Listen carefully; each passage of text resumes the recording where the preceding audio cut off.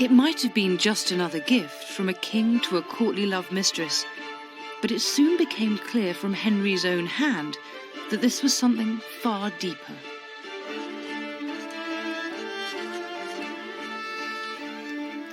I and my heart put ourselves in your hands, begging you to recommend us to your good grace, and not let absence lessen your affection.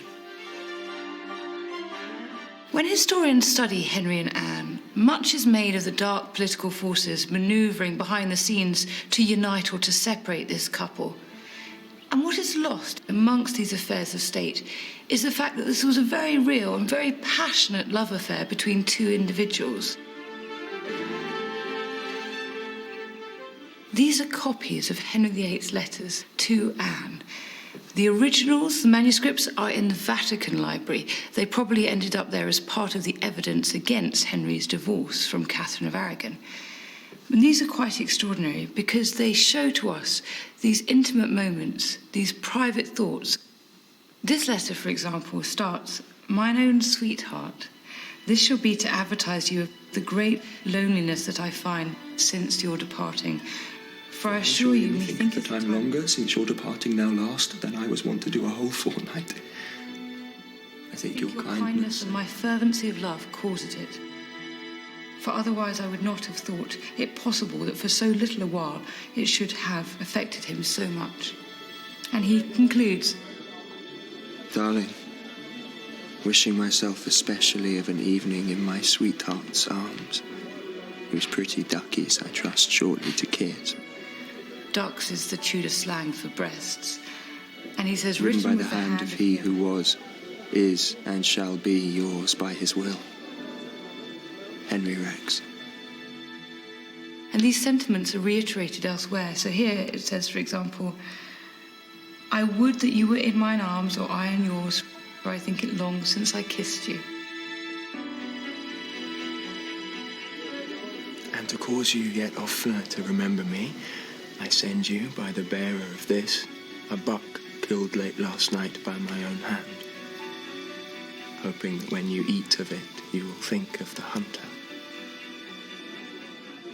But perhaps the sweetest one of all is this one, which is written in French, and he promises Anne that in the future his heart would belong to her alone, would be dedicated to her alone, and that he desired that his body could be also.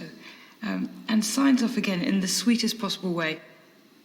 H and R, his initials. Autre ne cherche is not looking for any other. And then draws a love heart and puts AB in the middle. So he's like a schoolboy doodling on his exercise book. Henry loves Anne.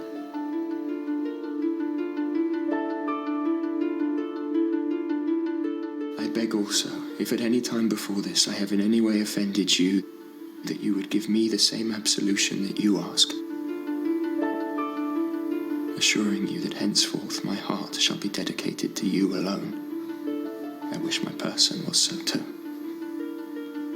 God can do it if he pleases, to whom I pray every day to that end, hoping that at length my prayers will be heard.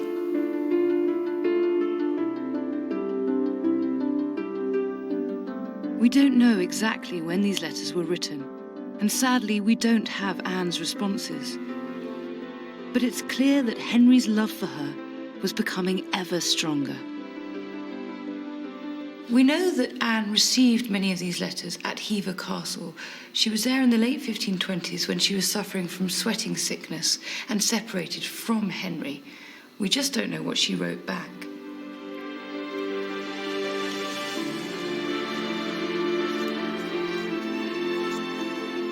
Although you are my mistress, it has not pleased you to keep the promise you made when I was last with you.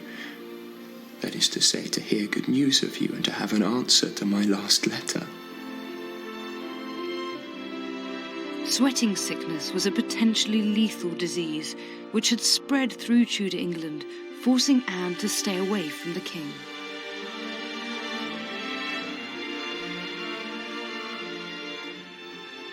I think because we don't have her responses, a lot has been written to fill in that gap. And there's been an assumption that somehow she was playing hard to get and manipulating him that he loved her and she was just playing a game. But in practice, I think ultimately both of them wanted to do what was right. And above all, Henry, of course, wanted to have that legitimate heir. He could only do that if Anne became his wife.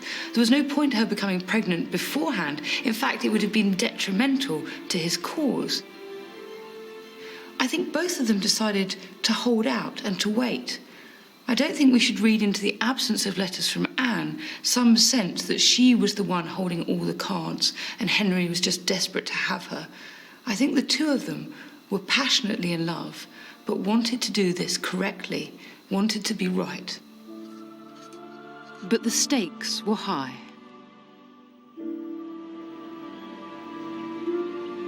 Thomas More said politics be king's games, and for the most part played on scaffolds, and love at the Tudor court was a political affair.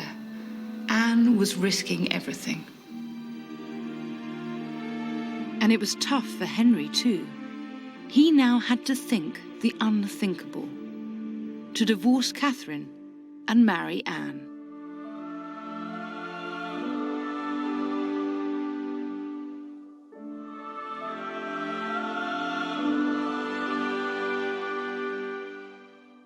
The time will come. I, Anne Boleyn,